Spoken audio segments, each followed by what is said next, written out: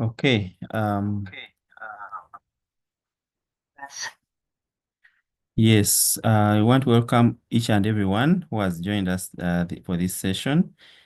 Happy New Year from Sharebility Uganda, and we want to thank you for keeping it in your calendar that every Monday at 8 is EduTech time. And we are committed to continue having these engagements because we believe technology can add value to the education system, and teachers need to know the various aspects. Today, we are going to be diving into digital safety. This is our fifth unit. We have covered 4 units so far. All the previous 4 units are available on our YouTube channel. You can be able to check if you did cover unit 1 up to 4.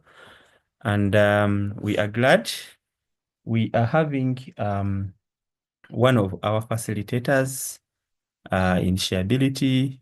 Some of you have seen her in your schools, in the physical trainings we have been conducting, and even this year, we are going to be doing more in the schools. We are having Madam Apofia, but before I invite her, I want to remind our members about registration on whenever you join in for this session. Register. We have a link that we are going to be sharing in the chat. Please register. We keep track of people who are attending, and we shall be contacting those who are consistent for different opportunities in this space, because we plan to do activities in different parts of the country. So if in case we are in your region, we can be able to reach out to you.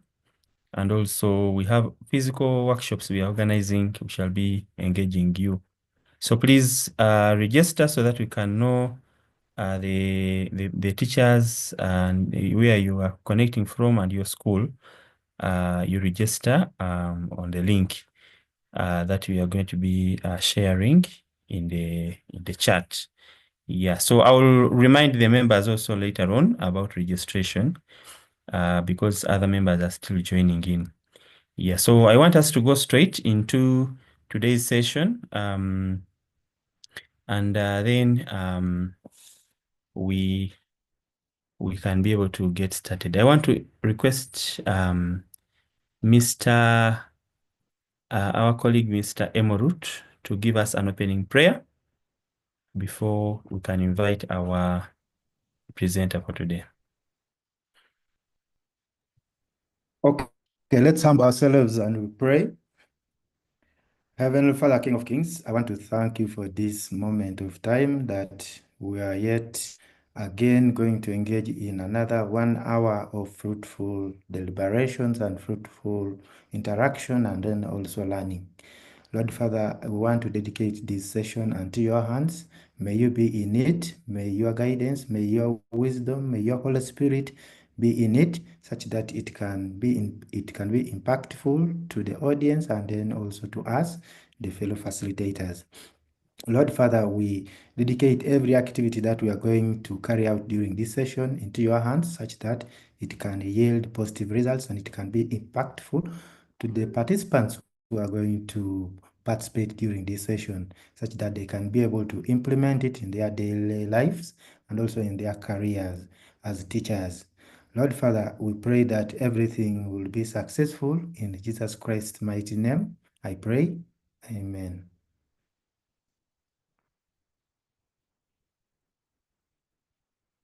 Amen. Amen. Thank you very much for the prayer. Okay, so Madam Apofia, you're welcome. Please, you can unmute and greet the participants, and then go ahead and introduce the session you have for us. Thank you so much, Mr. Rogers. Good evening, everyone on the call. You're most welcome. Thank you for joining in. This is Sharebility in partnership with Edify, trying to deliver an EduTech course. We've been having a series of this course, and we are now on Unit 1.5, which is Digital Safety. My name is Katusiime Apofia Kwihangana. I'm an IT coach. I'm a trainer. I'm an ICT teacher. I can do anything ICT as long as I'm given an opportunity, and I'm glad to be the one delivering this unit this evening. Yeah, let us dive in. We are going to begin with understanding what digital safety is. And as you can see, if you're seeing on your screen, digital safety, it refers to measures taken to protect individuals. When we talk of individuals, we talk of users. I mean users, devices, and then data. So digital safety is about protecting these three. It is about protecting the user, protecting the device, and then the data from harm while using digital tools and resources.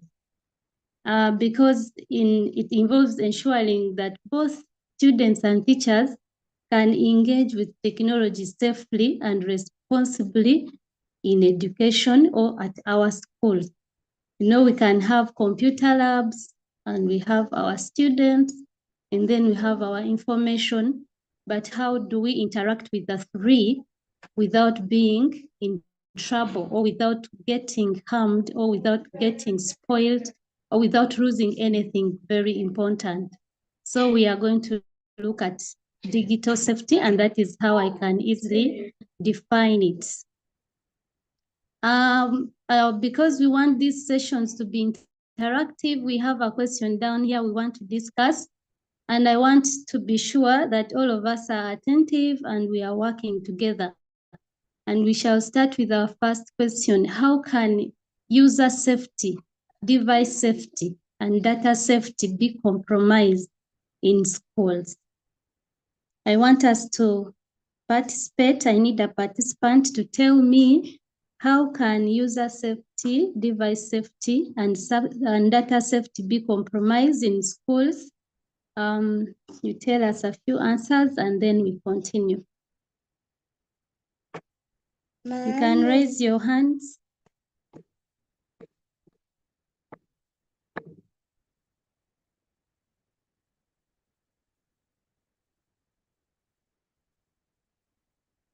Yes.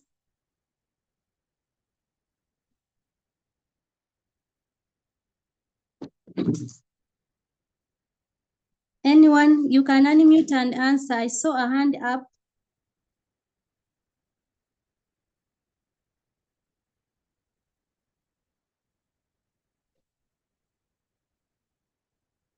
Are we having anyone giving us an answer? You just unmute and tell us how user safety, device safety, and data safety can be compromised in schools.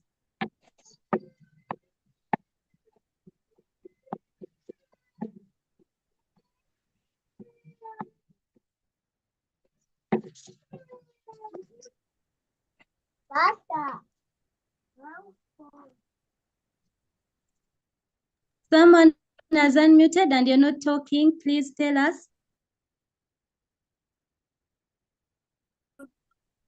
Yes, Mr. Emerald has a hand up.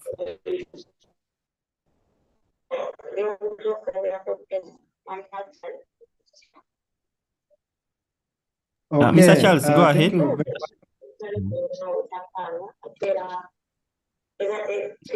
Yes.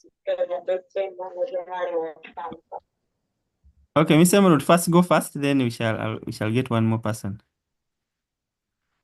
Okay, thank you very much, Madam Apofia, for the question. On my side, I think the question is very clear that how can user safety, device safety, and data safety be compromised in schools? So when we go back to our schools, how can the three be compromised? I'll begin with the user. How can the users be compromised way back there in our schools? I'll cite an example of maybe physical safety where you can find maybe acts of bullying or violence happening. as far as the people are using these digital devices in schools. So you find that both the physical and the cyberbullying can threaten the students' well-being, as long as the learners or the different members of the school community are interacting with these digital devices. There are high chances of some of them coming across acts of cyberbullying, and that can really impact on them.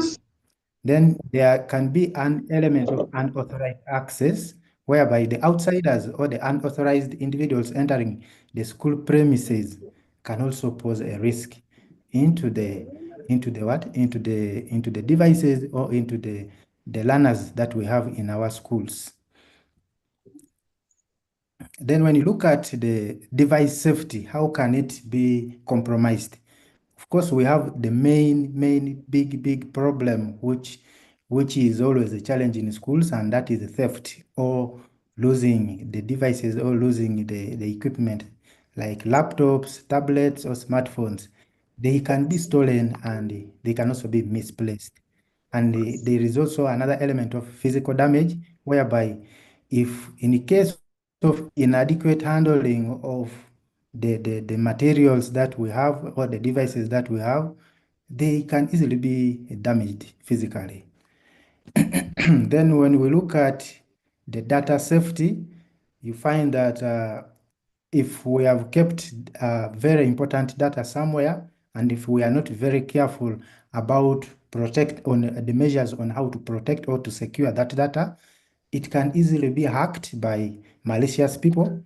And once they hack into the school systems that are installed in the school, of course, that data is at a very high risk, whereby you find that the school or the student or the staff data can be accessed by people who can be malicious and people who can misuse that information. So, Madam Apofia, that is how I think the safety of the three can be compromised.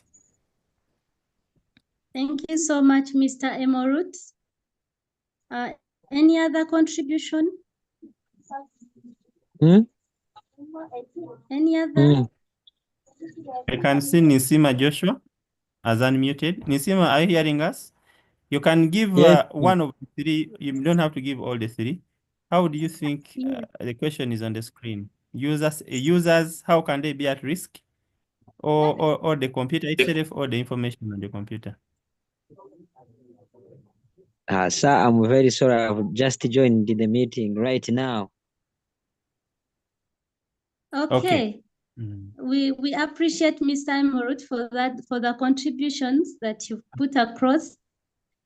Yes, that is how our safety or the device safety or data safety can be compromised. So we need to take precautions. We need to be careful, especially when we are in the labs, when we have our computer labs. We need to protect them from all those dangerous activities that can harm either our devices or our data, or even harm the physical or mental ability of our learners. The users can be learners, can be teachers. Yes, Yeah, Mr. Roger. Let us give these two people briefly. They have put up their hands. There is Odongo Dickens and the Ronald. Let us have them quickly. Dickens. Thank you so much, Madam Facilitator.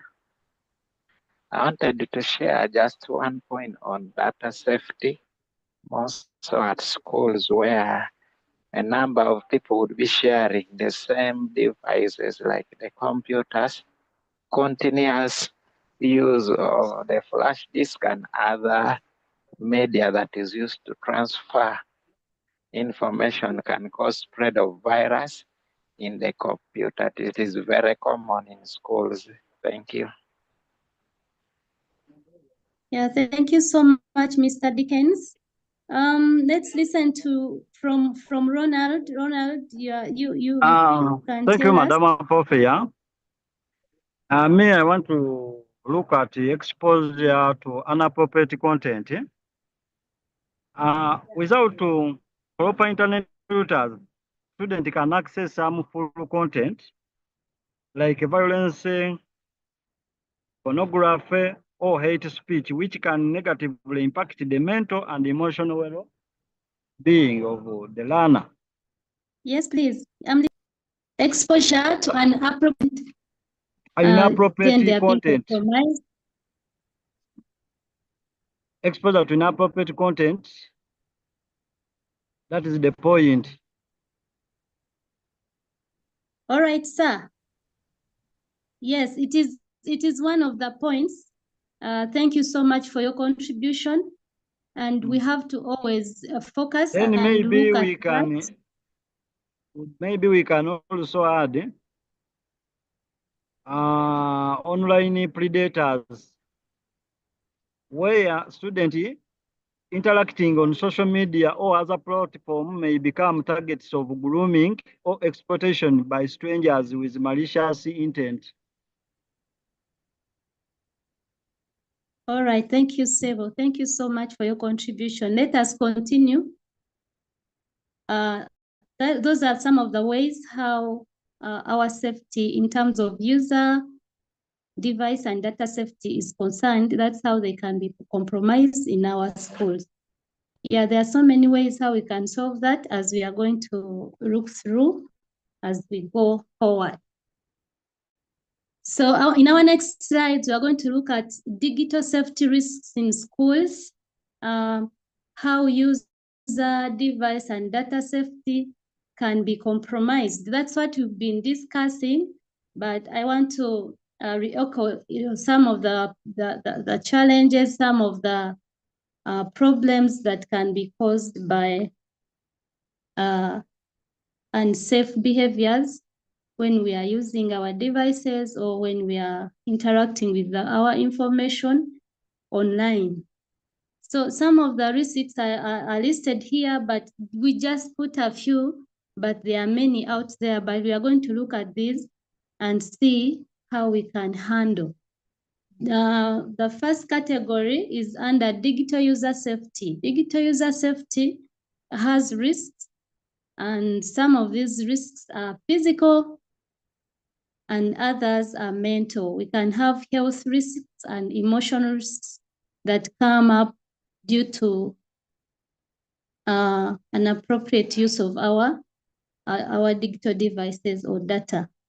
So when we go into details, I can give you an example of a prolonged screen time can cause eye strain. It can bring headaches. It can cause fatigue. You can be on screen you cannot be on screen from morning to midday and you don't have eye strain. Sometimes the light on the screen is too much, and then you're concentrating so much in one position, you're not getting breaks, and that one will lead to fatigue. Poor posture can cause back pain, neck pain, repetitive strain injury, where you find you have joint pains in the hands, hearing damage due to using headphones at high volumes. We have radiation exposure, sleep disorders, and all these activities can lead to even obesity. Sitting for so long and not doing any exercises, all your time you spend it on WhatsApp, all your time when you're not on WhatsApp, you're on YouTube. When you're not on YouTube, you're on Twitter. When you're not tweeting, you're TikToking. All these things can make you be in one place and your body will not be active in any way, and it can lead to obesity. In most cases, most people, when they are using our devices here, when they are doing their work online, they're having some things to eat. They are having, we call them edibles. As you chat, you're having a cake. As you chat, you're eating popcorn. As you chat, you're drinking soda. You end up becoming obese due to that kind of behavior. Yeah, we have mental and or emotional risks. We have digital addiction. When you overchat online, when you spend your time doing, maybe you're on Facebook or you're on TikTok, you're watching videos, you're watching movies. Some can even be addicted by writing. You're writing books, but you're always on chat GPT, you're searching this from this, you go to another, you get addicted, and that one is harmful to your health and your emotional health. It is not good for your mental health. Then there is cyberbullying. Cyberbullying, I can give you an example of TikTok. Most of our learners are participating on some activities on TikTok, and in most cases they are bullied. Some are body shamed, some are shamed by like the footprints they put there, they use them against them. They use their content to belittle them, to mock them. So it is really, really bad to misuse our devices while we are online. Then there is social isolation, whereby you find someone will stop talking to anyone, and the only thing they have as their friend is their laptop or their phone. And in most cases, they are isolated, yet when they are doing funny things, when they're not doing anything constructive, either they are watching pornographic movies or they are participating in social behaviors which are not good online, or they are even digging deeper. They want to see how to learn how to hack. They are not doing anything very constructive, but they are isolated in a corner doing some harmful activities that can affect them mentally. We have exposure to inappropriate content. That one I've talked about it. They can be accessing content which is not appropriate to them. Either it's pornography or it is something that is coercing them to do some funny things like joining homosexual groups or joining, I hear there are some groups where you join and you join the gang of stealing online. There are so many things that can be brought about which can affect our mental health. Yes, device safety.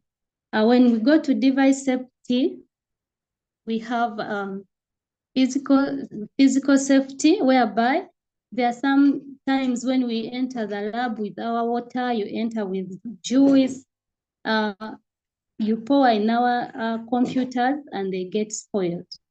So that one can be avoided by having some rules and regulations and having some policy to guard against that. Then there is overheating. Sometimes you overput our computers in power and they end up overheating and they don't function well. So it is always advisable to at least use when you first fully charge your devices and then use. You avoid overheating. Then you have well aerated rooms where you can have your gadgets being used. Then there is power surges, there is hardware theft. Mr. Emoru talked about hardware theft, whereby thieves can break in the lab and they steal, or someone cannot even break into something, but they just come and find a computer left there and they just remove the hard disk, or they remove the power, they remove the memory. They can remove any part as long as the machine or the device is left there unattended to. Then poor maintenance. Some people don't care about their computers or their phones or anything. They don't update any software. By this time, we are talking about hardware. So you find that the keyboard is full of dust. They don't do servicing, but that is where our devices get spoiled from by not maintaining them well. Then we have unauthorized access, where we use weak passwords. We don't attend to our devices well. We leave them anywhere we want. We leave them to kids. And you know, kids don't care. They don't know the value of these devices. You leave the whole computer lab with P4 class and they are doing everything, anything, anyhow. Yeah, that one is also can lead in them. Then there is sharing devices, whereby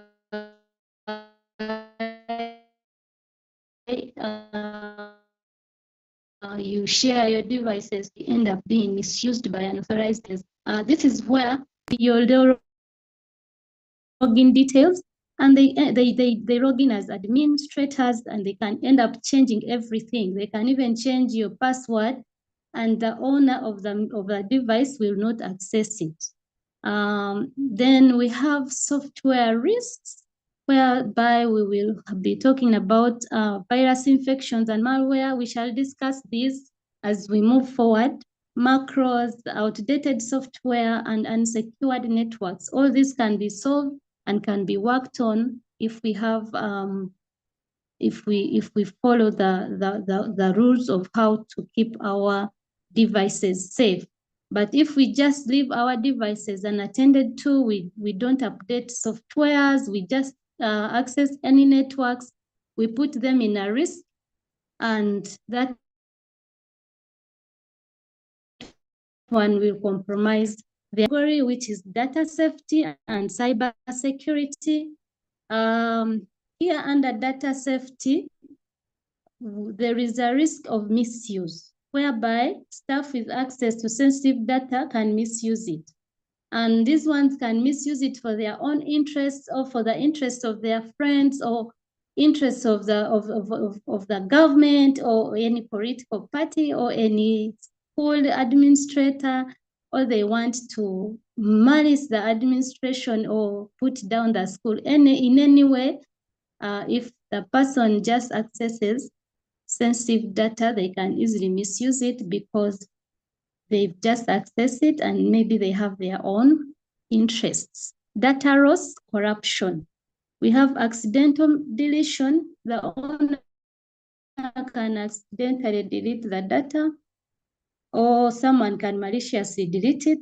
We have natural disasters, whereby maybe the computer lab can get on fire and you lose everything, or lightning can hit, anything can happen naturally, and we end up losing or corrupting our information. There is lack of backup, whereby you just use your computer and that is it. Once you lose your computer, you lose everything. So we need to always have backups to avoid that problem. Then we have cyber security threats. For example, hacking, we have phishing, misinformation. There is predators on these also a threat to our data security. Let me use an example of a misinformation. I don't know if you have heard people from okay, I can call them, we call them Bafeli, but they are hackers, they are thieves, they are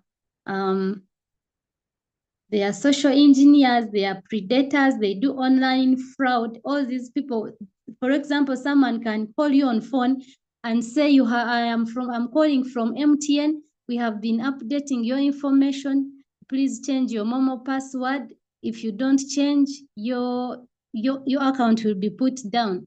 And when you're not so keen, you just change. And once you change, if you have your money, by the time you check your balance, you find when you have zero balance. So this is what cybersecurity threats are all about. So we need to always take care of that and be very, very alert. We have data leaks, whereby some people's data can leak. And sometimes that's why we always see people crying online, especially like on these social media platforms, crying because their needs have been put across, because the data leaks, they didn't put protection on their information, and you find that your private data is everywhere. Unencrypted files is where you find that you keep your files the way they are. You don't change them to a machine language. There is a language which a machine can understand, and then it's a language which as humans we can understand. When you leave it in human understandable language, a human being will always understand your data and can manipulate it in any way they want. Yeah, so that is about cyber security threats. So we go to the next slide.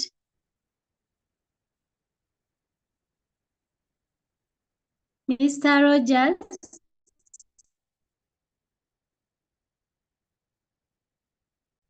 Rogers.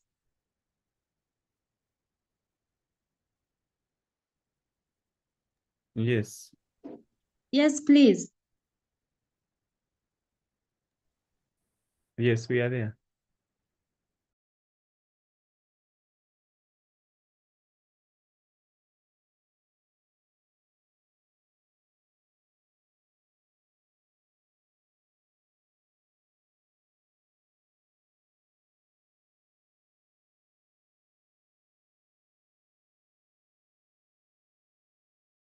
Madam Apofia, are you hearing me?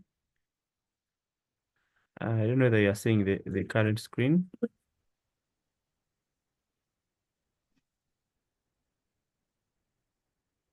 Yes, Mr. Rogers, can you hear me? Yes, yes.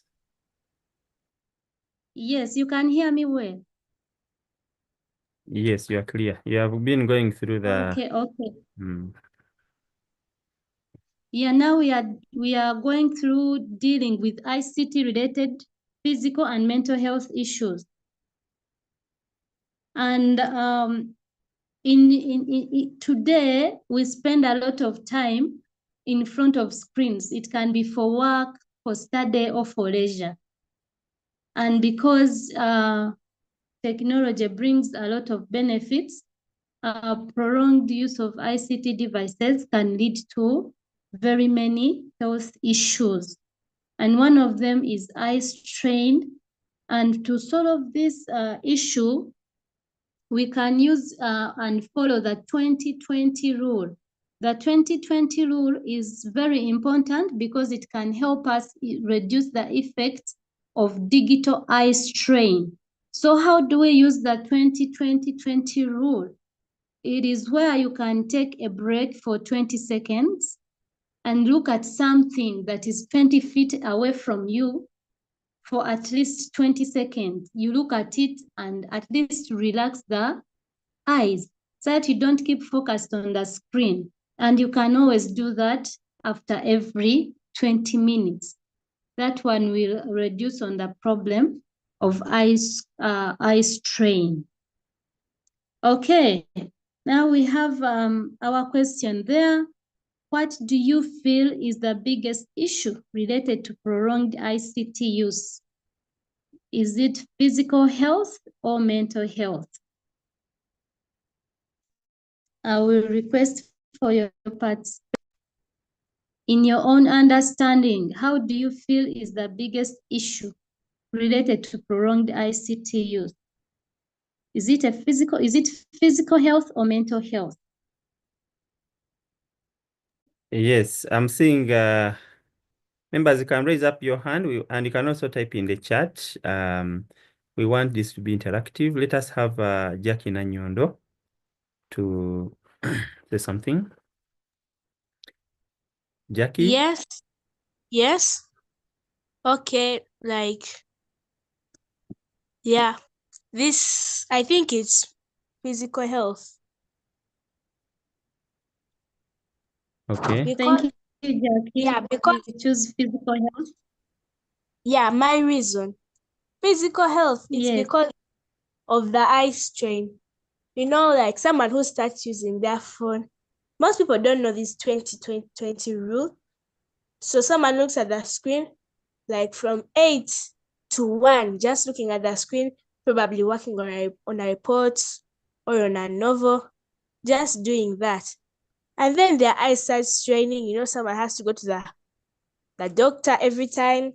They start wearing spectacles, all that, just because of looking at the screen for a long time. That's my point. Okay. Thank you, Jackie. Yeah. Dickens.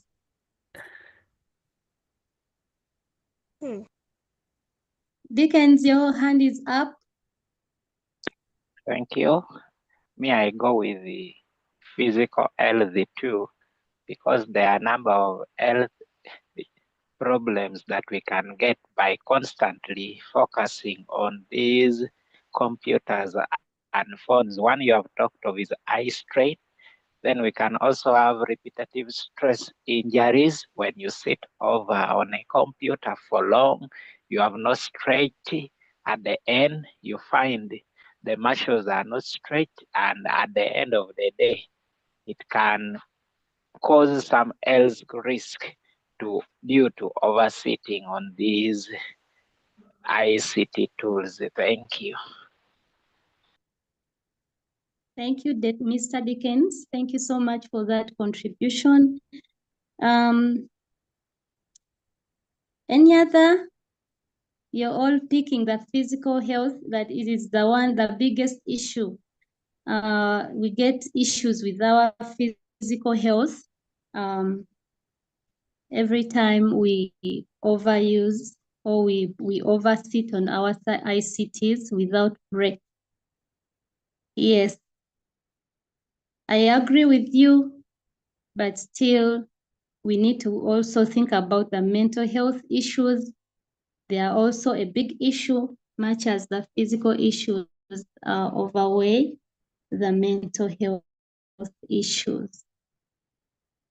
Yeah, then there is agronomics at work. How can we deal with this problem? You can find that people complain of back pain, neck pain. Some people have fingers which how can I say it? They get pains and they get sometimes paralyzed because of over typing. And this can be solved by just having a correct posture. When we look at our presentation here,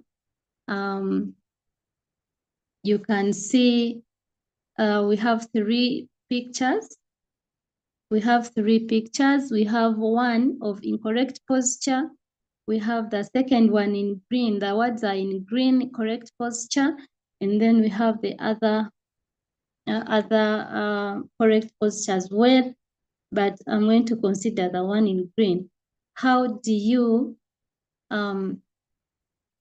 deal with ergonomics at work? You need to sit straight on your back and neck. Relax shoulders parallel to the floor. You need to have an armrest. You have to have a footrest, or if you don't have a footrest, you make your feet flat on the floor. Your screen should be 40.75 centimeters from your forehead. Then the top of the monitor it should be at the level of your eyes. Well, you should be seeing with your eyes, you should be seeing the top of the monitor being at your level of the eyes. Then you need to have a wrist pillow. Yeah, if you have all those, especially the chair, which has an armrest, the one that protects your back, and then you have a footrest, that one will solve the issues of ergonomics. So we need to always look at correct postures and make sure that we keep ourselves safe from this challenge.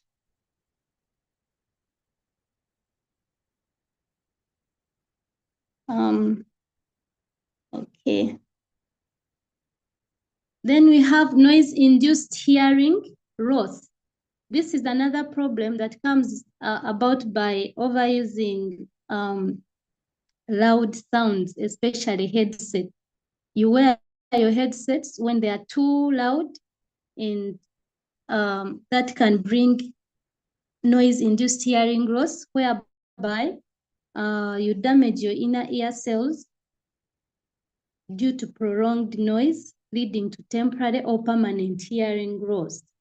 So it is commonly caused by sudden loud sound, for example, from explosions or from gunshots. It can also be caused by prolonged exposure to noise above 85 decibels. Loud headsets, machinery, etc. should be avoided because they cause this problem. And this can lead to permanent hearing loss. And this is what our learners don't know, and they take for granted. Some people love loud music. You find someone wearing headsets and they don't know what is going on around them. Some people even get knocked, apart from losing their hearing capacity, they can lose their leg. Someone crosses the road, has put on very loud music, and they're wearing their headsets. They can end up knocking them when they really don't know what is going on around them because they can't hear well. So we should avoid having such loud music in our ears, that we can be safe from this disorder. Okay. When we look at our pictures, we see that sound waves travel to the inner ear when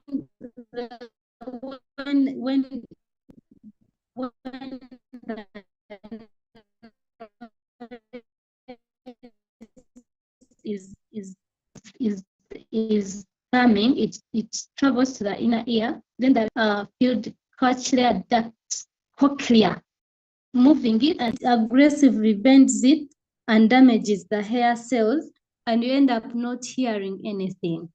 So we should take it very seriously and avoid having loud sounds, especially headsets in our classrooms. We can always encourage them to use very low volume. Next. Yeah, still on noise-induced hearing loss, there are some symptoms. You can feel a fullness or pressure in the ear. It can be difficult to hear high-pitched sounds. For example, the sounds of the birds.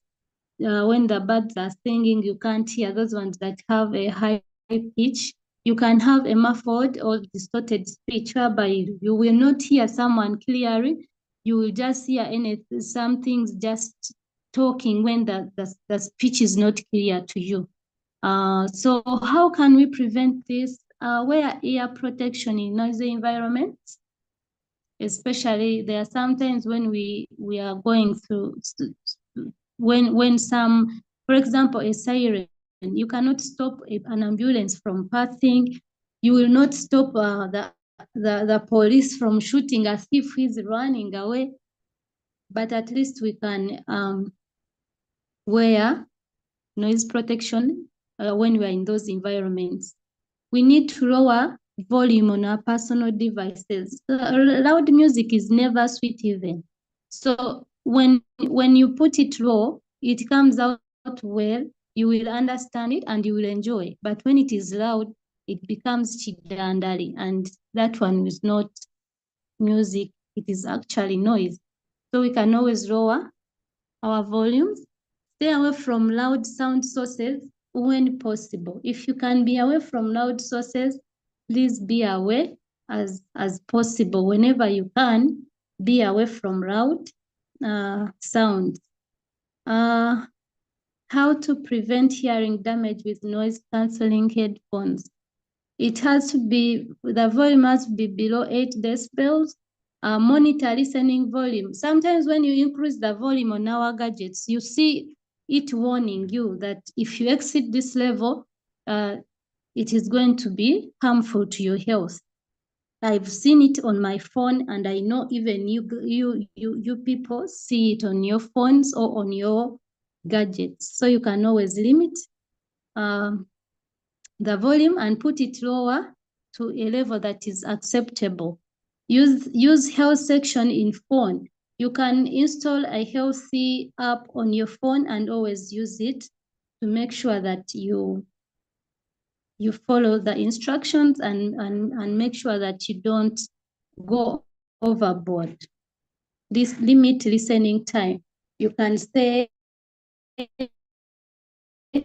I will be listening from are not there when your eyes are all blocked with headsets. They are all blocked with loud music in your rooms. They are all blocked in loud music in your schools. You should have some time and limit this. You limit that time to a certain time so that you don't have prolonged noise in the environment where you are. Yes, next.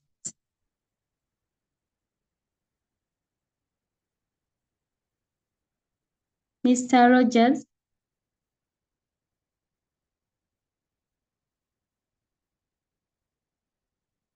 Yeah, precautionary measures for electromagnetic radiation from ICT equipment. Some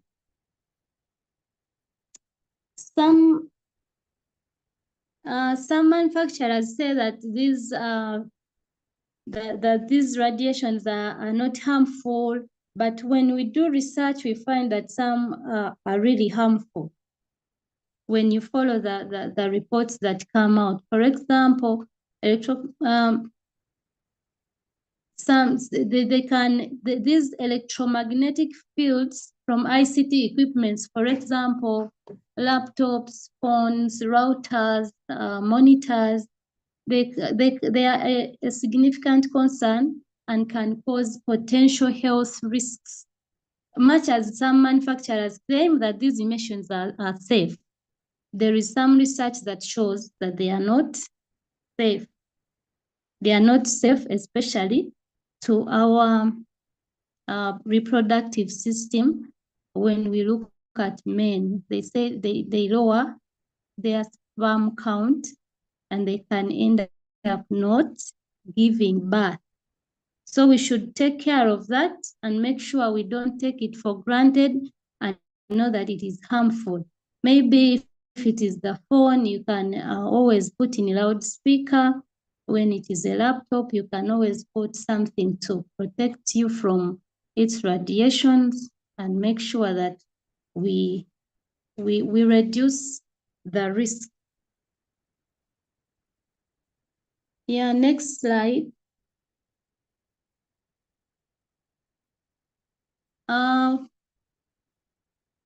We are still on precautionary measures for electromagnetic radiations from ICT equipments.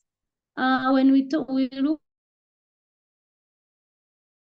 at smartphone usage, we say you turn off data, Wi-Fi, and Bluetooth when you're not using. Always turn off your data once you're not using it. Use speaker mode or headset for calls, just as I had explained. You can always use speaker mode so that you avoid putting your phone on your ear. Some people can be writing and they bend their neck, the neck and the shoulder holds the phone on their ears. That is very dangerous. So you should always at least put in a loudspeaker and then you can communicate. It is more safer that way. Avoid placing phones in pockets, especially in low signal areas. Internet usage, we prefer wired internet over Wi-Fi. It is much safer. Then avoid sitting near Wi-Fi routers. They have radiations that can be harmful to your health. Laptop safety, use on battery mode. Always charge your laptops and use them when they are charged. You don't have to charge while using. Avoid placing laptops directly on your laps. Avoid, as you can see in our picture there, you're the one with a green tick. That is how you should always handle or hold your laptops. Server room practices, avoid working near open server racks. Those server racks are not good. They are good for the devices, but sometimes they are harmful to our health. That's why they are always isolated, and the server room is always there, but without anyone sitting in it. Someone goes there to check something and they get out because it's not as good. Then ensure racks are crossed with anti-radiation materials. All this is about reducing those electromagnetic radiations from harming our health. Then you can dispose of the CTR monitors, UPS units, anything that is old, you safely dispose them off so that we can reduce on radiation exposure.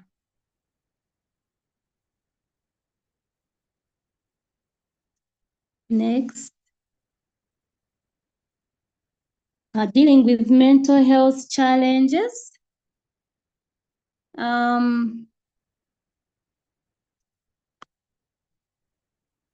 So here we are talking about digital user safety and how can we deal with mental health challenges for children due to digital device use.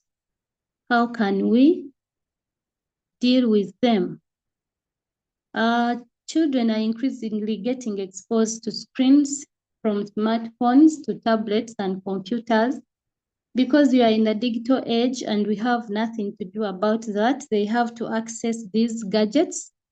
But these gadgets, though they offer education and entertainment opportunities, excessive use can lead to mental health challenges.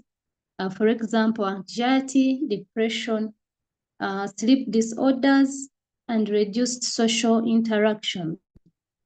So, and the impact on mental health is very big, and it needs to be handled with care, and we need to deal with it and make sure it doesn't affect our children, because they have to use these phones, they have to use these tablets, because this is the digital era. We have nothing to do, but we have to find ways of making sure that they are safe.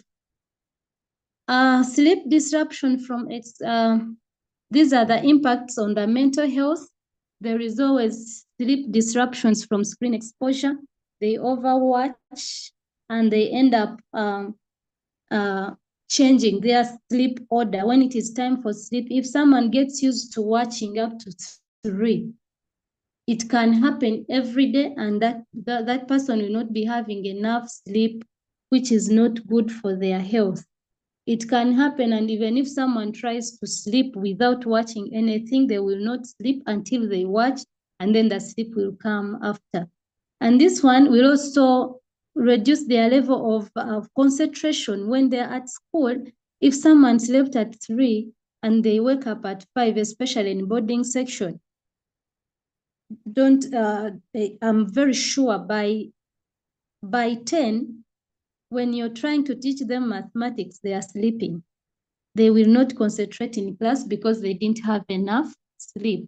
And this can be brought about by prolonged use of these gadgets. So by someone will watch a series from morning to evening, and they will not remember that they have to relax, they have to do some exercises.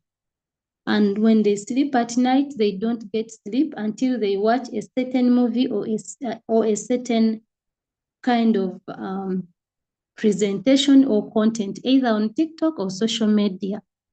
Reduced social interaction and increased isolation.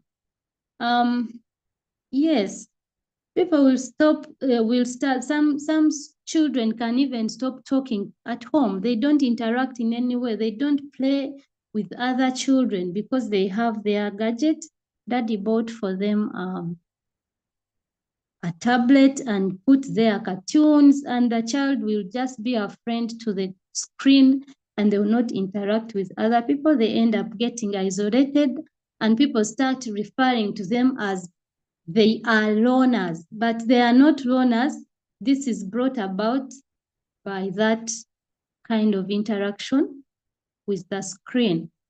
Then there is stress from constant notification, fear of missing out. In short, it is called FOMO.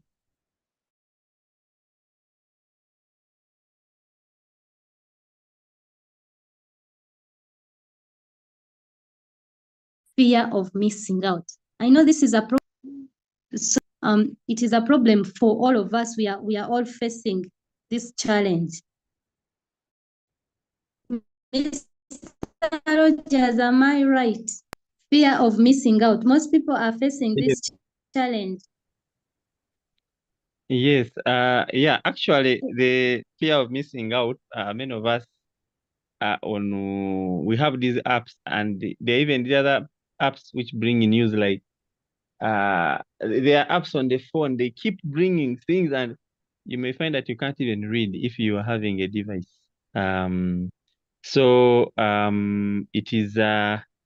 It is something, it's a big challenge that we are all have.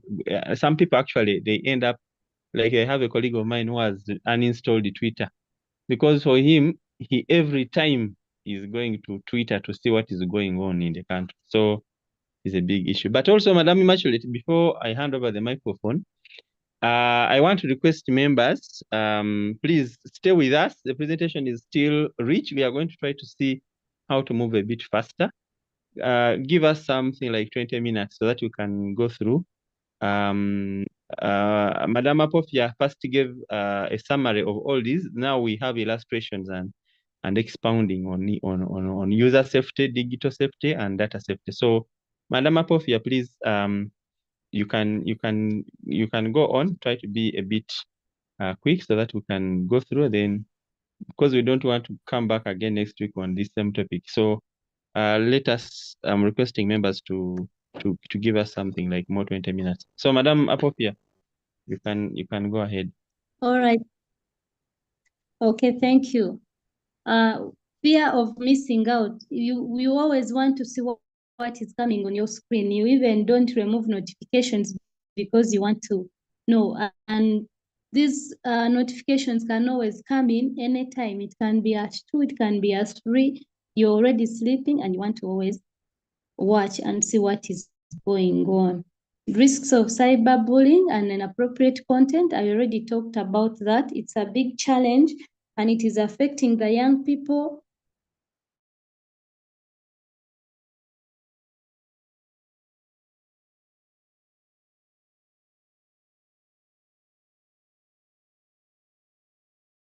Whereby it can deal with their mental health. Some people commit, some isolate themselves from the growth. Next. Dealing with mental health challenges for children. We are still talking about mental health. How do we deal with this challenge? We need to filter harmful or age inappropriate content using the monitor app usage. We can install these apps on our gadgets or on the children gadgets so that we can filter. So we just leave what is appropriate to their age, and that's all that they. We need to use parental controls, encourage balance, and maintain open communication to protect children's mental health while fostering responsible digital use. One of the apps we can use is Google Family Link, whereby you can set screen time and limit. You would know that your child will have to be on screen for only 30 minutes or 1 hour, whatever you see that it is fit for them, and then set it. So that every time that time comes, the gadget can either shut down. It can I don't know whether we are shut losing down. Madam Apofia. Madam Apofia, are you hearing me? Miss Emrut, are you hearing me? Yes, I can hear you. I can hear you. Mr. Rogers. Yeah, I can hear both of you. I think Madam Apofia can just proceed. Okay. Okay, I was talking about using Google Family Links to limit screen time, and every time you set the time that they should use, once that time is done, either the gadget can shut down or the internet can go off, and then they know that their time is up. Some of the practical tips we have establishing a device-free zone whereby you will not allow anyone, for example, to come on the dining table with a computer or a gadget. You will have a study room and you will not allow devices in the bedroom or in the dormitories. In case of the learners, you have the rooms, either the computer lab, and you not allow anything else apart from when they are in the computer room. Promote offline activities, for example, reading novels, sports, and you say there's no TV every time, and just put an appropriate time for TV, especially after doing other activities. Yeah, you ensure devices are off at least an hour before bedtime. And those are parental controls, especially for learners who study as they go back home. I'm very sure in boarding schools, they don't even allow anything after classes. They bathe, eat, go for prep, and sleep. But at home, we normally want to pamper our children. And this can be used to at least have some control over that. Some of the measures to ensure the safety of ICT equipment, we can have a computer lab with regulations whereby you will have a computer lab policy where you put a list of regulations that should be followed. For example, you can say you cannot enter the lab with bottles of water to avoid accidents of pouring water on our gadgets. Burglar proofing and locks to avoid the challenge of thieves. We can use CCTV cameras still for monitoring so that we can avoid issues of thieves and misusing. You can use cable ties to tie the mouse. You know, you can enter some computer labs and you find 3 computers have mice, others don't have. You don't know where they went. But when they are cable tied together, they cannot be taken away.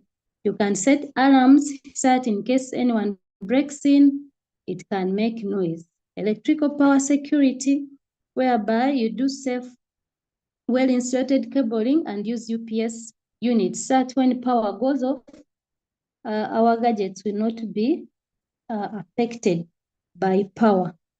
Use a wool carpet to minimize an electric shock and then absorb dust. This is straightforward. We can go to the next slide. Always install lightning conductors. This one will protect our devices by not being hit by lightning. When we have the lightning arresters, it will protect the devices and even the people around the lab. Then we need to have gaseous fire extinguishers, for example, those with carbon dioxide. Water-based are also good, but they are not good for the labs because water spoils our computers. So if you use gaseous extinguishers, they are much better. They are a better option. Use dust and waterproof covers to protect the computers every time we are not using them. The room should have special curtains and computer should remain covered using dust covers when not in use. We can always use blowers to blow or remove dust that might have entered the computer, or after blowing, we can even use damp clothes to clean properly and make sure that our computers are clean. Go ahead, Mr. Rogers. Next. Yes, understanding and preventing virus infections on devices.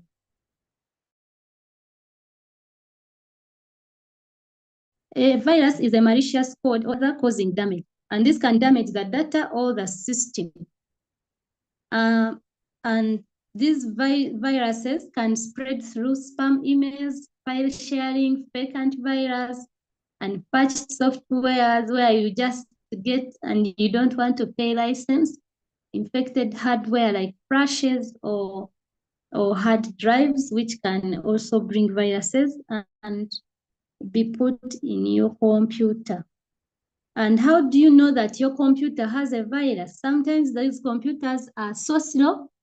They have a lot of pop-up ads, antivirus warnings. Your files will just miss the settings, everything changes, especially for the browsers.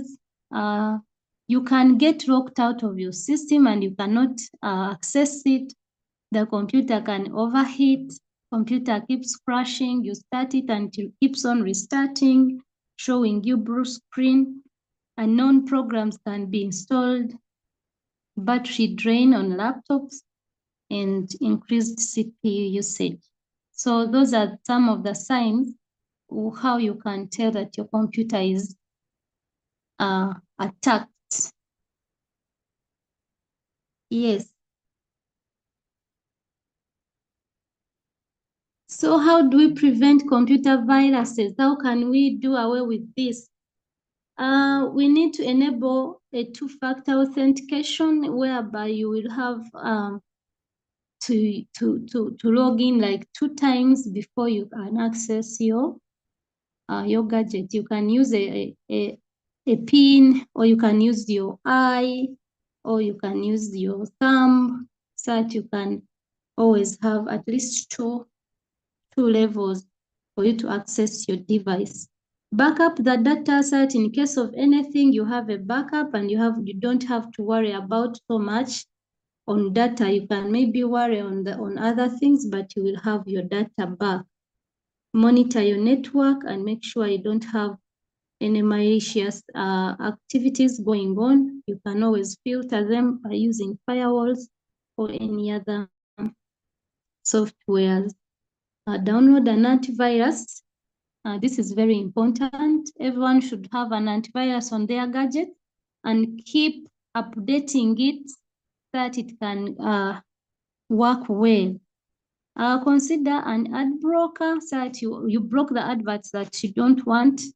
You can use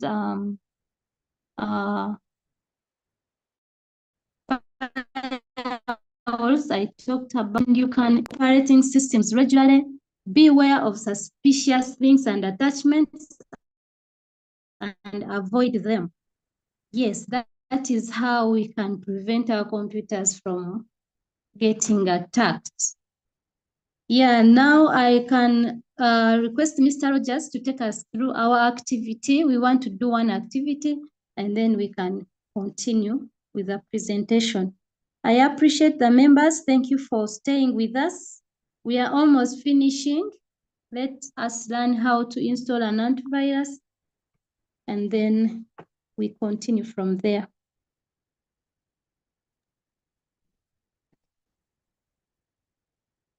Okay, thank you very much. I hope you can hear me. I see my screen. Yes, Mr. Rogers. Yes, we can see your screen. So, Madam Apofia has been talking about antivirus, and many times some of us, I've seen some schools, they buy antivirus. There are some antiviruses which are for buying, but if you have a big lab of over 100 computers, buying some of those antiviruses could be expensive. But there are some free antiviruses available. But also be careful, because some things you may search on the internet and you get a virus calling itself antivirus. But if you go on Google and search, you can look for something like this. PC Mag is a credible website. It has reviews.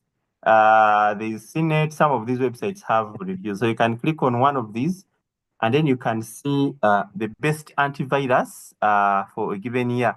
They keep reviewing them and they see which one is there.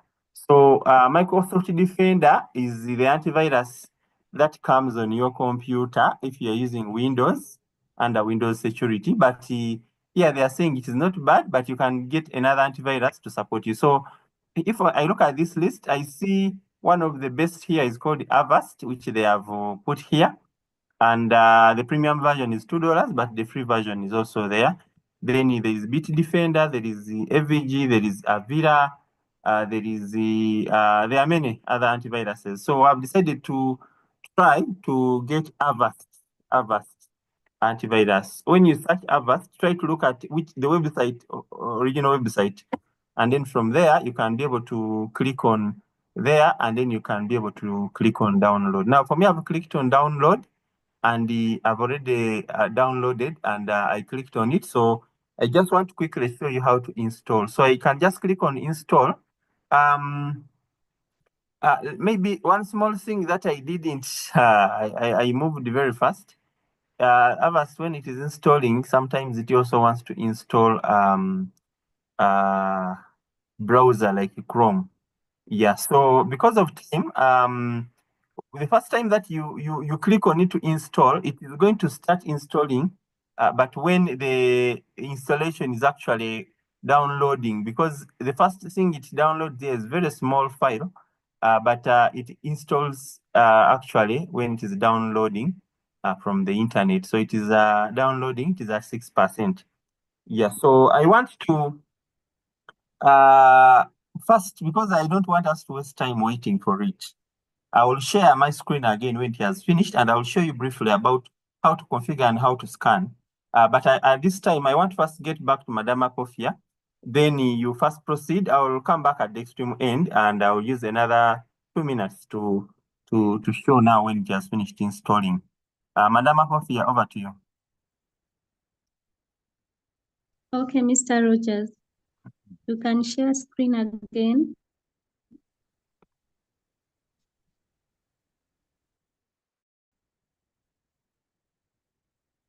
Yes. So we shall see how to install and how to update after. We can continue. I request members to hang in there. We are almost done. Now we are going to talk about data safety and cybersecurity. We are talking about protecting our information in the digital age. So how do we protect our information? We have already talked about this, but let me continue to echo this because it is very important.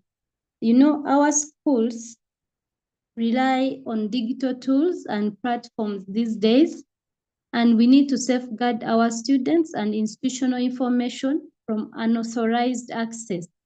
Unauthorized access, corruption, or theft, and we need to make it very important because we normally don't see it as important, but it is. It is, and we should do some, we should find ways on how to always practice data safety and make sure that the data of the learners, the data of the teachers is very safe and not tampered with. For example, teachers can be having marks recorded somewhere, but if you don't safeguard them, either a colleague can change those marks or a student can as well change the marks, and you will never know because we deal with very many learners. So once we are not protecting that data, it can be changed, it can be corrupted, and it can even be lost. So we need to have some practices and make sure that our data is safe. And I have already talked about them. For example, use of strong passwords.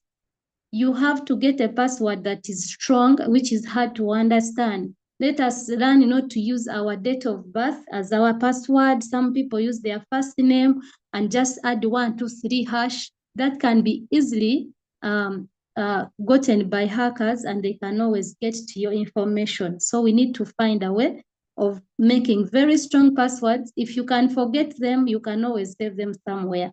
But we need to at least have a character, a number, and maybe a sign to make it more stronger, and should be having more than 8 characters. Keep devices updated and secure with antivirus protection. That when we are going to learn how to install, and you will know how to keep that. Backup data regularly using secure offline or cloud solutions. You can use your Google Drive to back up your exam results. You can put on a copy on your flash, or have an external device, external drive, which you can use.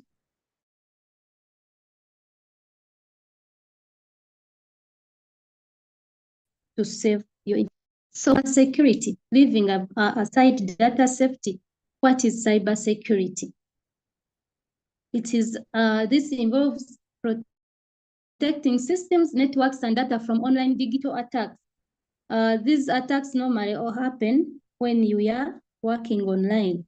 So cybersecurity is protecting systems, networks, and data from online from those attacks.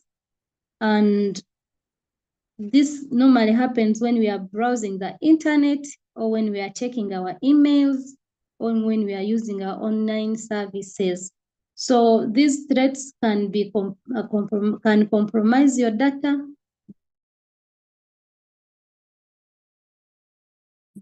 They can compromise your privacy and cover and own your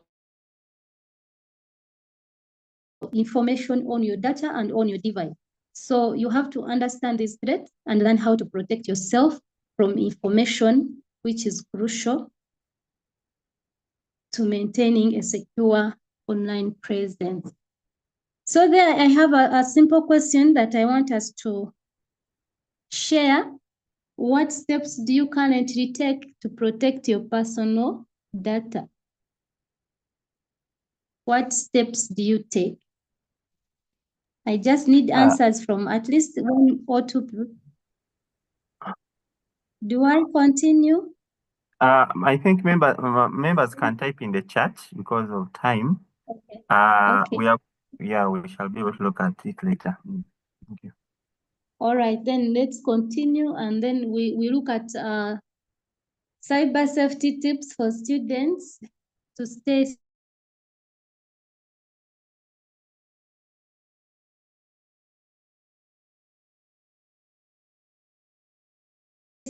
safe online. This one will give them the answers for our question as well, because these are some of the steps that can be taken. These are the things you should avoid when you're online, that you share personal information online. Normally, people always trick us to change our password when they are already in the middle. We call that man in the middle attack. They will tell you to change your password when they are waiting for you. Once you change it, for them, they get the information, they get your password, and they cheat you. They either take your money or take your information, which is very, very private. Secure your social media accounts. Of course, you can secure them by using strong passwords and not posting anything that is not appropriate. Use a two-factor authentication. I have already explained this, and I believe we understand what it is. Always keep your software up to date. Avoid or use public Wi-Fi carefully. If you can use VPN, that will be good. Inspect email attachments before downloading them. Don't just download anything. And the good thing sometimes these when you download something, they give you a warning. Always take note of that. Beware of revenge porn and sextortion, whereby okay, this one you need to just be aware of these malicious acts that happen online. Never leave your laptop or phone unattended to, because someone can even send a funny message on your behalf when you don't know. Always attend to your gadgets. Keep backups of your files, file reports of violation, and so many other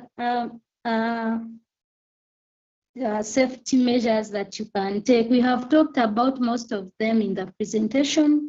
Just go ahead and practice them regularly. Mr. Emorut, I think you will also play this game of ours after. Let me just go through and finish, and then you will have to play the game when we are done. You can go to the next slide.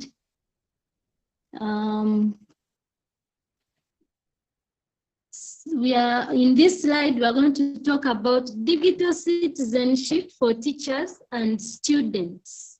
How can you be a good digital citizen? And who is a good digital citizen, if I may ask? So in this slide, we want to see how a teacher, a student, or a pupil can be a good citizen, the digital citizen.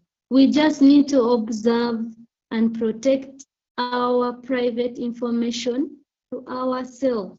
This information is ours, and then we should leave it to ourselves. For example, I can give an example of people who share nudes to other people. Nudes are personal information. We don't need to share it to anybody. And in the process of sharing, the other person shares, and you find it is going viral everywhere.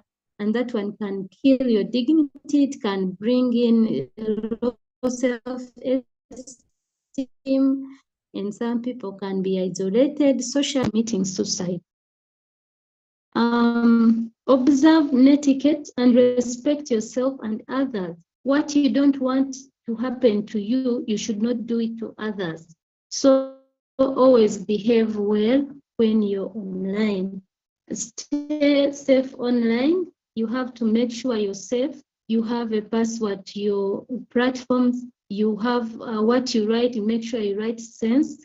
And whatever you share, make sure you share what is supposed to be shared, not your private information.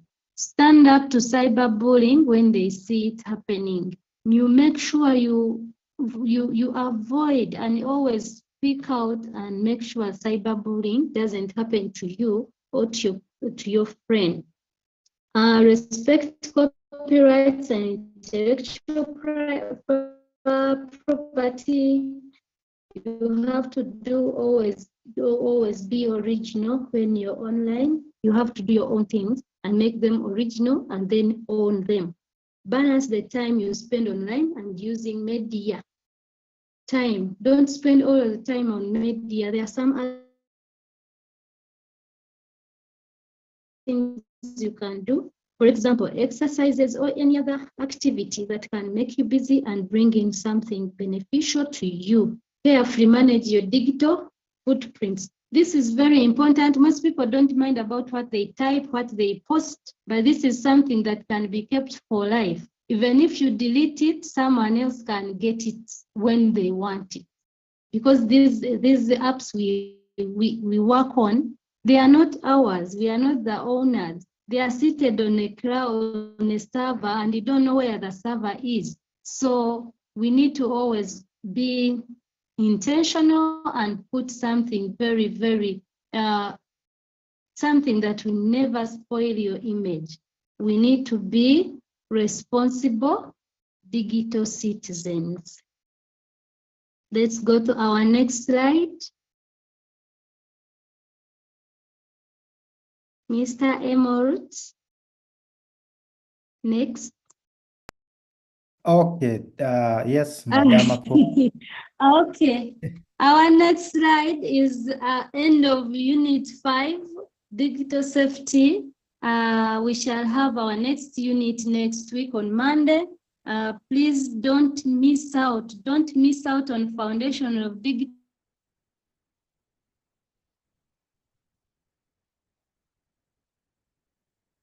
Pedagogy. I appreciate you for listening to me, and I will say back to you, Mr. Emorut. Thank you for listening. Okay, thank you very much, Madam Apofia.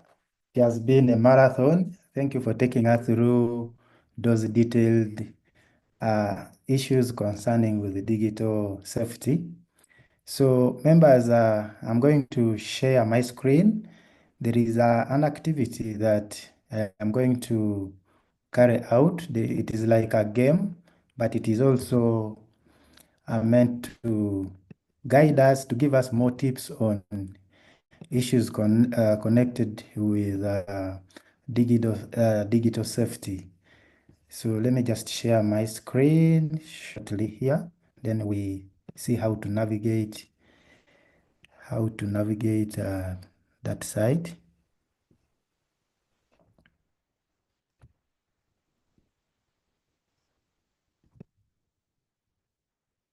Okay. I hope, Madam Apofia, kindly confirm whether you are seeing my screen.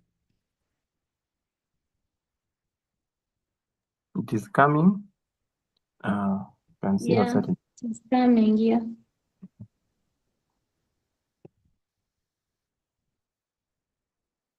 Please alert Wow. me in case it is visible. Okay.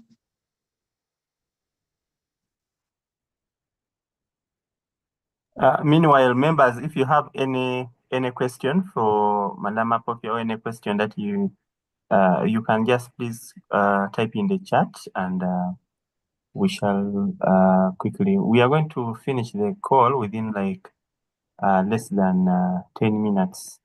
Yeah, so by 10:40 we shall be closing. So we have this activity Mr. Emerald is demonstrating, and I will also demonstrate slightly about the antivirus, but then we shall be closing in those minutes.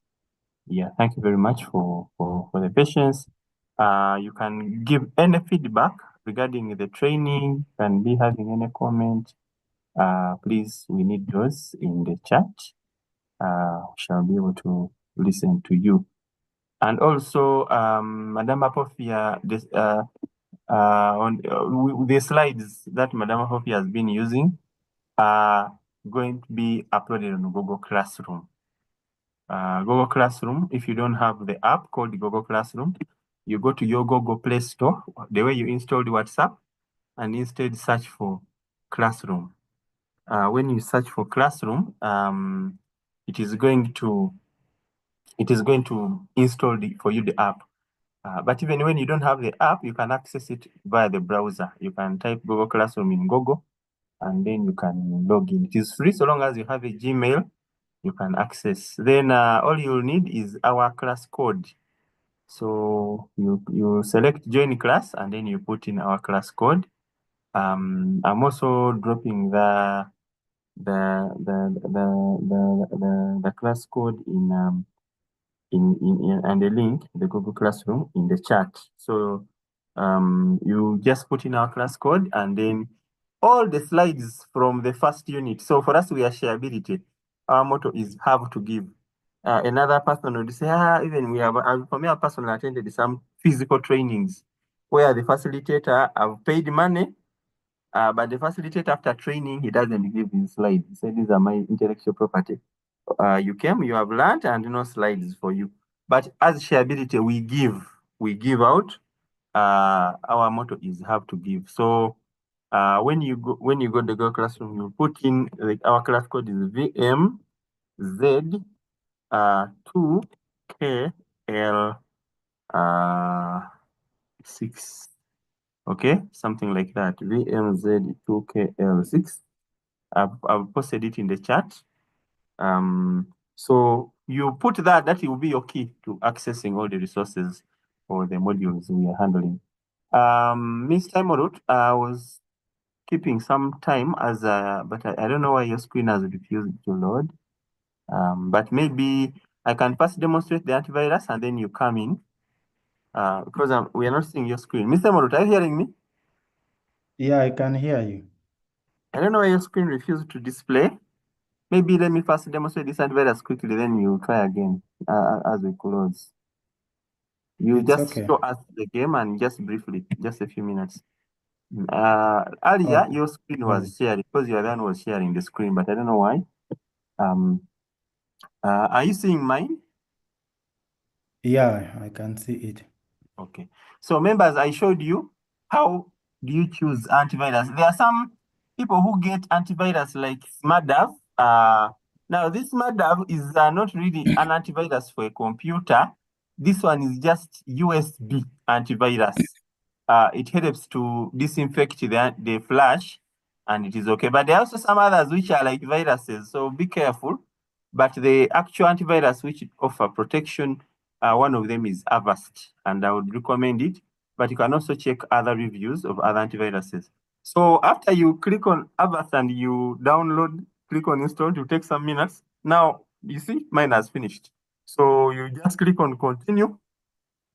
The free antivirus can block viruses and what, but it has some limitations which are offered by the premium antivirus, like the online whatevers and protecting the hackers, stopping webcam spying.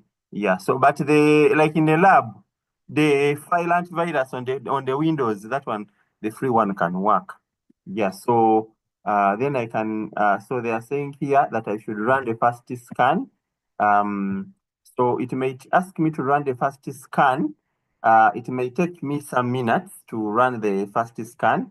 Now what I want to do, I want to do an individual file scan. So most of the time when you have your Windows, when you put in like a flash, like I want to put in a flash in the computer, it has brought this is my flash.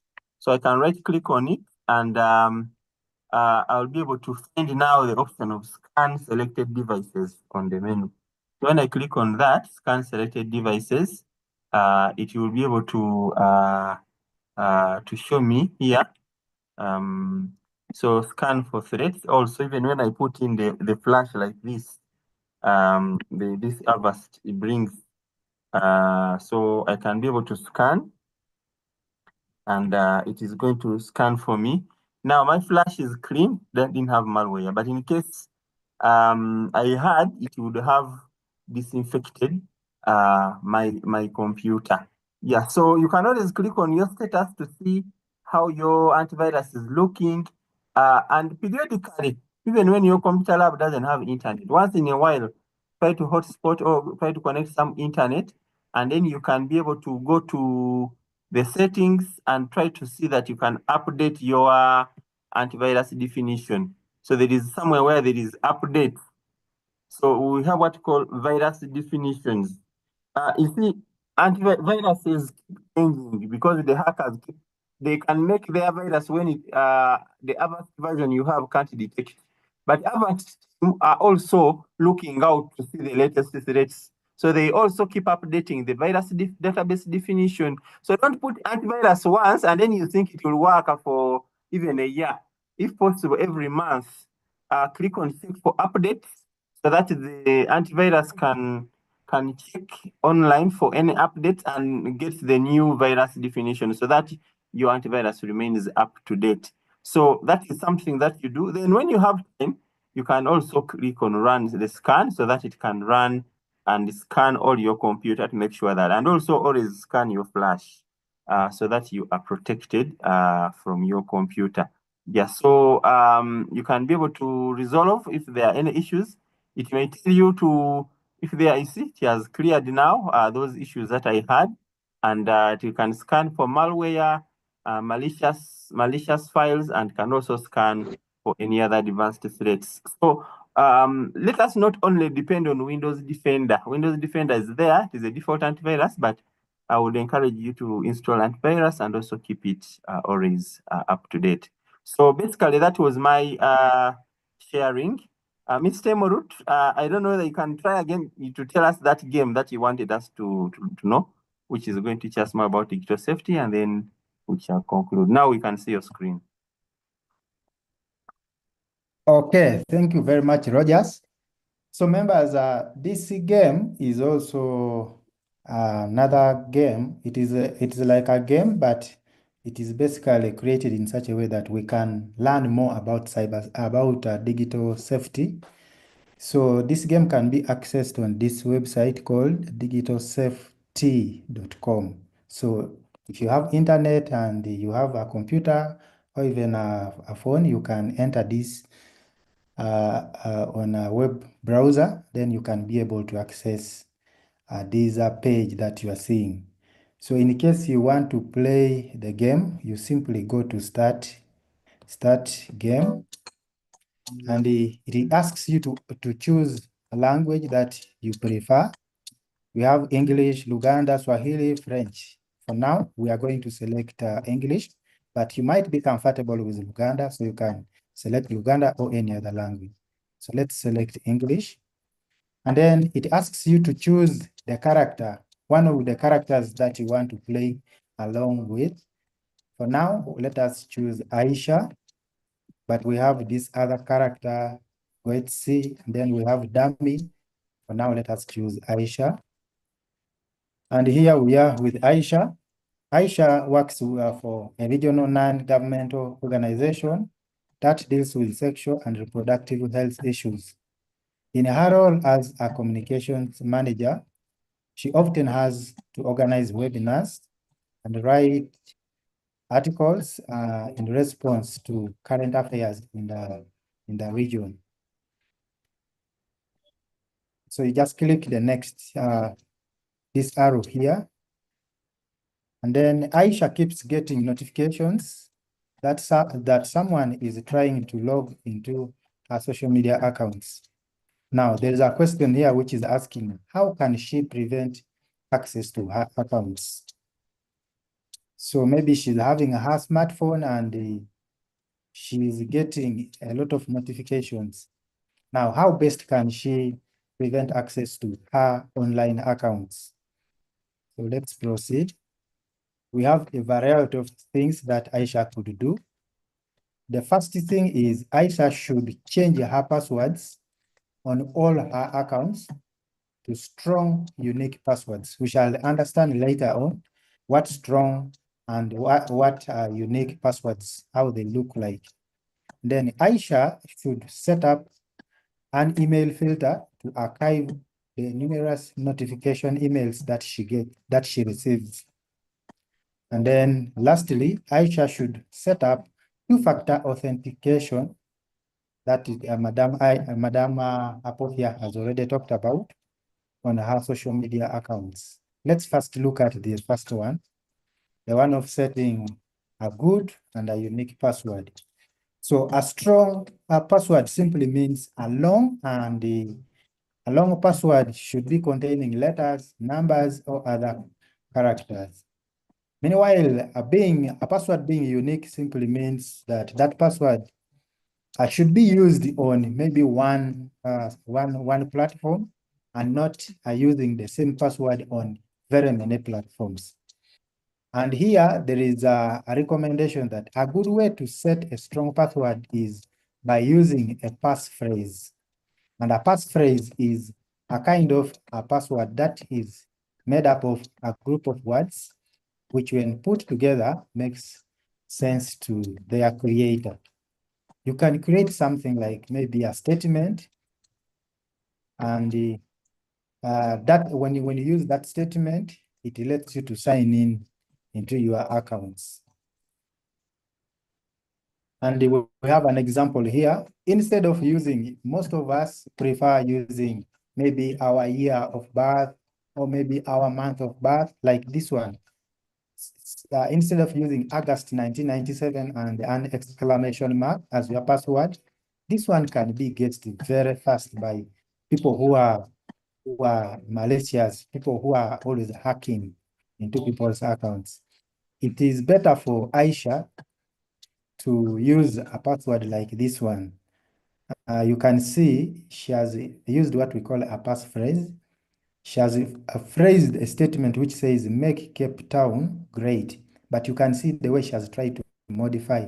The word make, she has made this letter E to be digit number 3. Then Cape, she has also made, in the word Cape, she has made letter E to become number 3. And then town, she has made, she can make letter T to be digit number 7. Then the other words, the other letters remain the same. Then the word great, you can see the way she has tried to modify it.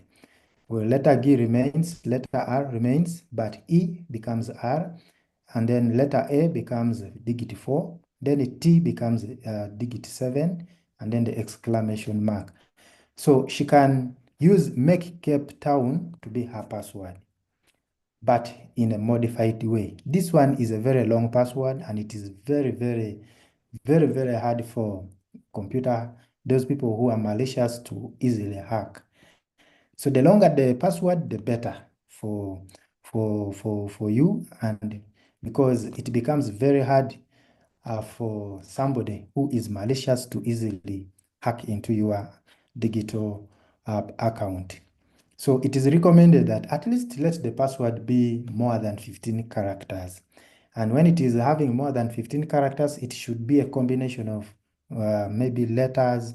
It should combine symbols, numbers, and then these letters should contain both lowercase and also uppercase letters. And then another thing is Aisha should be in position to change passwords. But of course, changing passwords also comes as it poses another challenge to maybe one person.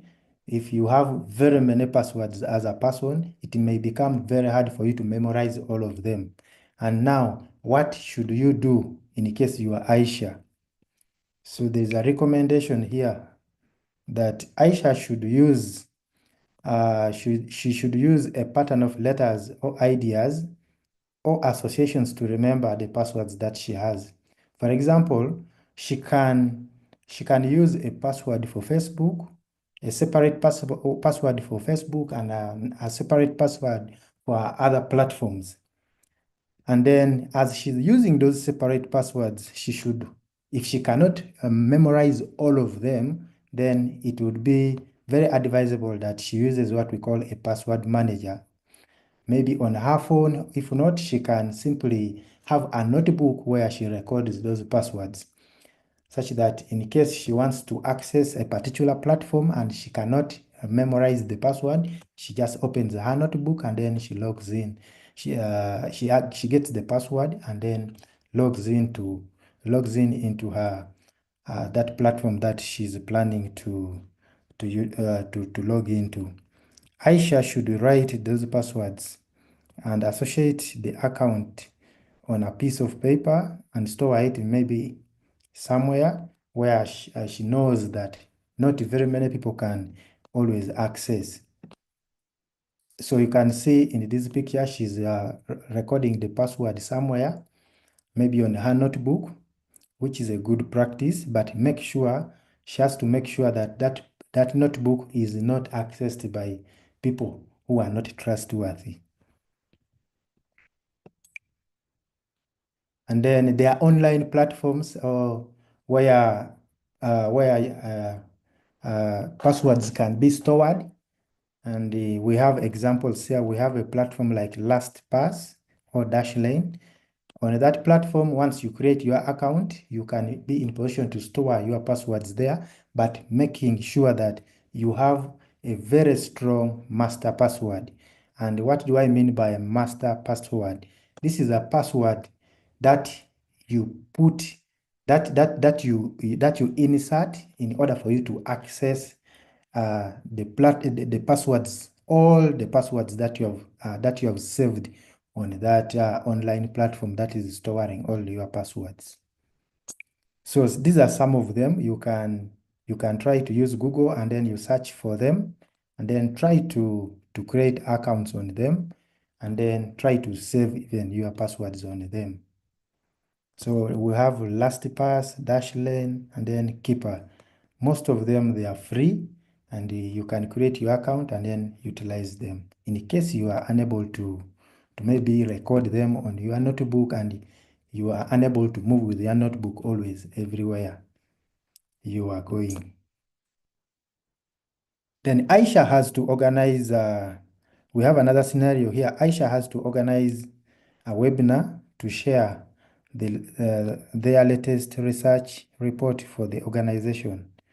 As usual, she shares the meeting details on the organization's social media accounts, urging people to sign up ahead of their session. During the webinar, she is repeatedly interrupted by anonymous Zoom users who share inappropriate videos and audio. She has to end the webinar and is upset at the content posted by the Zoom bombers. So there are these guys called Zoom bombers. Those are people who want to interrupt because they get access to the login details of the webinars or maybe the Zoom calls that we have organized, like this particular one that we are doing or that we are carrying out right now. In case we have people who are having malicious intentions, they can purposely utilize the Zoom links that we always share, and then they start interrupting the session by by sharing audios and videos which are interrupting, which are actually going to be disruptive to the audience that is participating in the Zoom call. Yeah, Mr. Morut. Yes, please. On that point, actually, it's the reason why I saw someone in the chat complaining we have turned off the camera, we have disabled the sharing.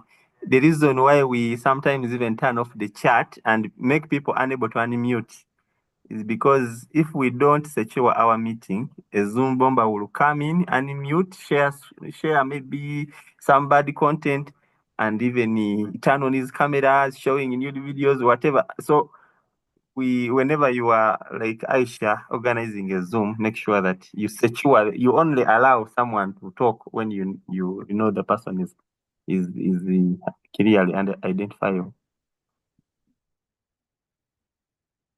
Okay, thank you, Rogers, for the supplement. So these are some of the things that Aisha could actually do, like that one that Mr. Rogers has just said. You have to make sure that you secure and protect the platform that you are using to avoid the participants from being interfered by those people who are malicious. And then also, we are also seeing here that instead of posting the Zoom ID on social media, it would be recommended for Aisha to send the email to send the email to only confirmed attendees, to only those people that are expected to participate in the Zoom call or in the webinar. By so doing that, at least the login details and the login links are sent to the right people.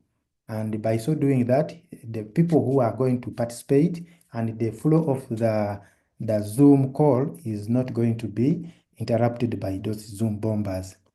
Aisha should always also enable waiting room. Sometimes, even as during these calls, you realize that you try to click the link, you try to join, you realize that you are kept in the waiting room, because sometimes even as we share these on different WhatsApp platforms, and there are high chances that some people who are even in WhatsApp platforms, they also go on sharing. Some can even post on social media.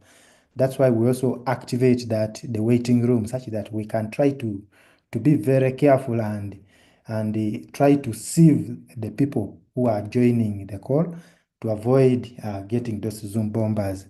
So even to Aisha, it would be a good practice for her to enable a waiting room and then set the meeting to require a password, not just making the meeting to be open. Whoever taps on the link and then that person joins the meeting. So it would be good for Aisha to set whoever is tapping on that link, it should require a password, and the password should only be shared to the confirmed attendees via their emails. So Zoom bombing, more about Zoom bombing or Zoom raiding, refers to the unwanted or disruptive intrusion, generally by internet trolls, into a video conference call.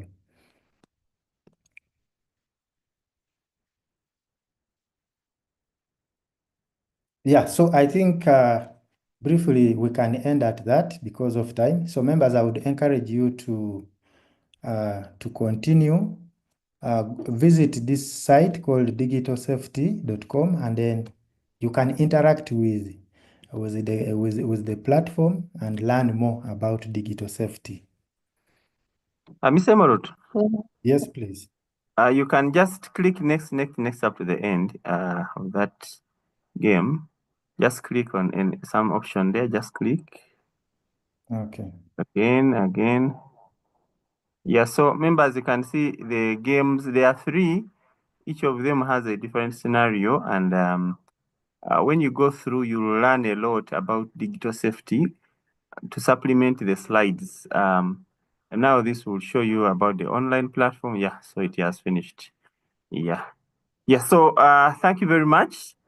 I want to give our speaker the final to say the final remark as before saying goodbye. And I would like to get one participant to give us maybe a vote of thanks or something like that. Participant who has been on up to the end, that means you have really liked us. So put up your hand and then you'll say something and also give us a closing prayer. So that will be Jackie. So let us have Apofia first to give the final remarks, and then Jackie will be able to. Miss Simon, meanwhile, put the other last slide of Apofia, the concluding slide. Yes, Apofia, are you there? Yes, I'm here. Thank you so much, Mr. Rogers. Thank you, Mr. Emorut, for the supplements you've made and the additions. I appreciate you. We've made this a very interactive session, and I believe the participants have learned one or two things, and we pray that they keep practicing and making sure that they are safe when they are using when they are interacting with their devices while online, or even when they are not online. Yeah, this will mark the end of our unit 5 of digital safety. And I want to encourage us to log in on Monday, and we talk about foundations of digital pedagogy. We will have our facilitators ready, and we will be glad when we continue together and complete this course together. I want to give a vote of thanks to our partners, I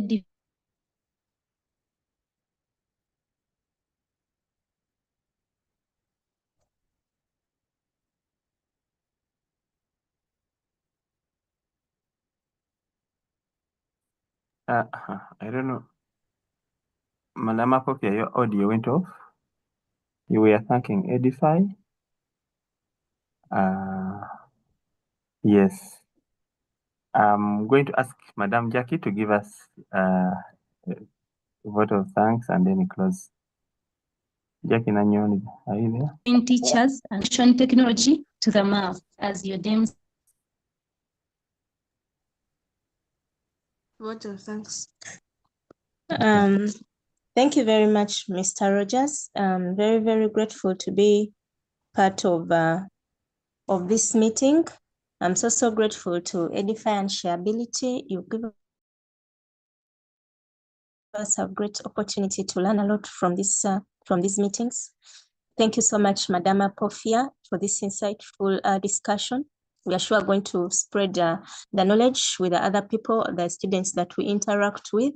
We are so grateful. Thank you so much for the time that you have sacrificed. It's a lot of time, but your wealth of knowledge has also enriched us.